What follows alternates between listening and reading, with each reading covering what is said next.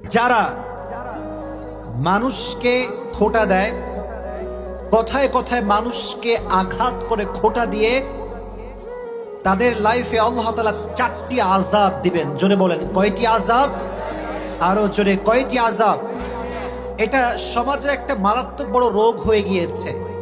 যখন কেউ ভালো পথে ফিরে আসে তাকে যে একটু মোটিভেট করবে, মোটিভেট করা বাদ দিয়ে বলে, কিরে তুই তো ভালোই হুজুর হয়ে গেছিস রে, তুই কি জঙ্গির খাতায় নাম লিখেছিস না কিরে। খোঁটা দেয়, বড় মারাত্মক জিনিস। আর আমরা ভাই একটু সৎ, আমরা সবাই কি সৎ।